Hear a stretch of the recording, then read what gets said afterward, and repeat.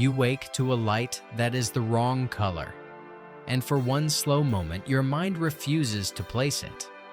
It is warm and golden through the curved wall beside you, yet softer than any morning you remember, gentler somehow, as though the sun itself had been turned down by a careful hand.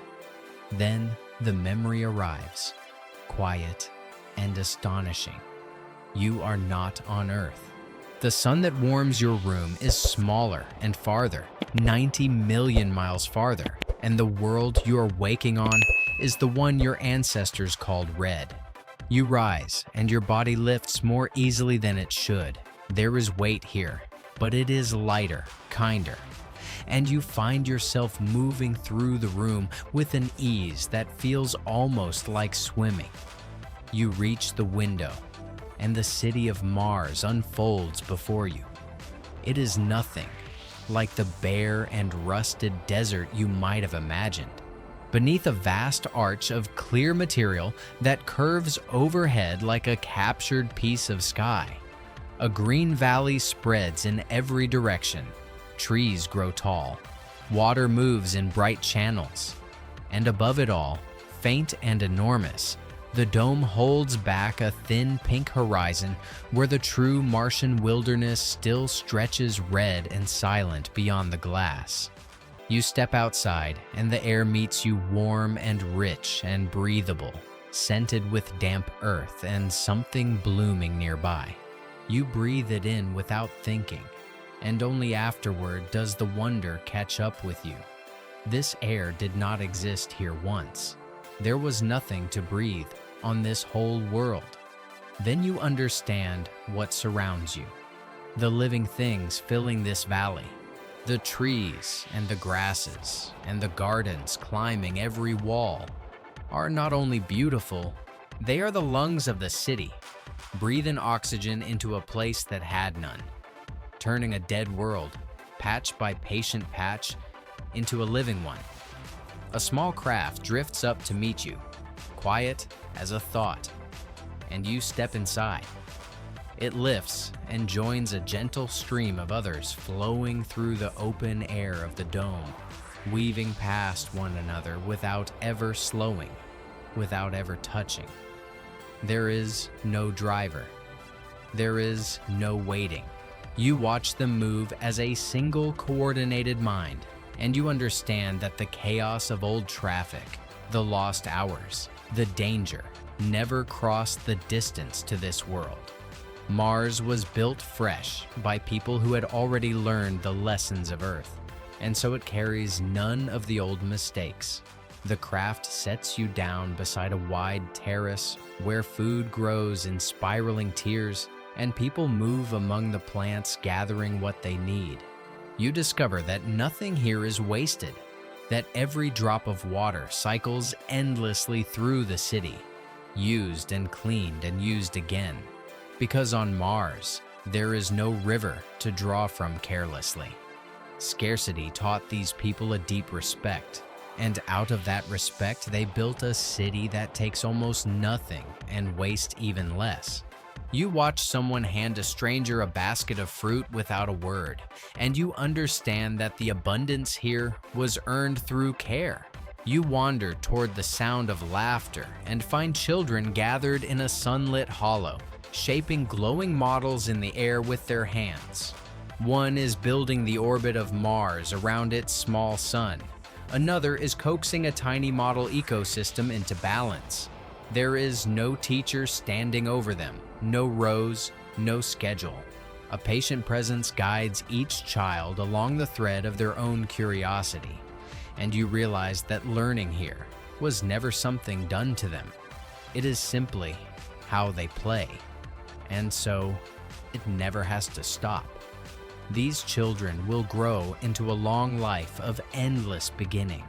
You pass people as you walk, and you notice the unhurried ease in them, the absence of the worn anxiety you once carried. You meet the eyes of someone who appears no older than 40, and somehow you know they have lived more than a century. Perhaps among the first ever born on this world. Out here, Far from the world where humanity first learned to heal itself, the long life came too. Bodies are tended quietly and always, repaired before harm becomes illness, so that age is not a falling away, but a long and open plateau. People spend their decades not waiting for the end, but reaching for the next beginning. If this red and living world is stirring something in you, a sense of how far we might yet carry ourselves, take a moment to subscribe and travel onward with us. Every world we explore together is a reminder of what waits inside us still. The more of us who dare to picture it, the closer it draws. Now, let the journey continue. You rise into the air once more, and a transit line carries you upward toward the dome's high edge until the whole valley city opens beneath you. From here, you understand the shape of what was built. The green did not sprawl wastefully across the land. It gathered close and grew upward, leaving vast reaches of true Mars untouched beyond the glass. Its ancient red canyons and silent plains preserved exactly as they were found. Humanity did not erase this world to make a home here. It set a single living jewel within the desert and left the rest in reverent wilderness. The line carries you to a place where the dome meets the open Martian surface, and there you watch something extraordinary. Beyond the safety of the glass, machines and people in light suits move across the red plains, tending vast fields of hardy growing things that need no dome at all. Slowly, across centuries, they are teaching the whole planet to breathe.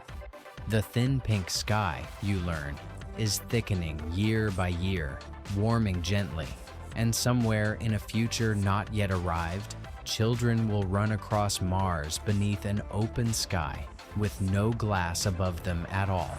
You are watching a world being born, not in a single dramatic moment, but through patient hands across long generations. You glance upward then, past the dome, into the deep dark, and you find a pale blue point of light hanging among the stars. It takes you a moment to understand what you are seeing. It is Earth, distant and small and impossibly precious. The first home, the cradle. People here have never walked its surface, yet they speak of it with tenderness, and you realize the deepest truth of this place. Mars never broke away from humanity. It is humanity, simply grown larger, reaching outward, carrying the best of the old world toward the new. You descend as the small sun sinks toward the Martian horizon, and the dome fills with a soft golden dusk.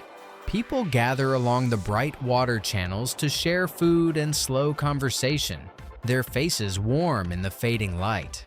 And you notice the thing beneath all of it. There is time here. No one races toward the next task. Work exists, but people give themselves to it gladly because it matters to them, not because they fear what comes if they stop. The labor that once broke bodies was lifted away long ago, and what remained was the part worth keeping.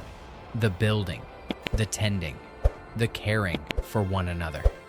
You find a quiet place at the valley's edge and sit, and below you, the lights of the Martian city wake one by one.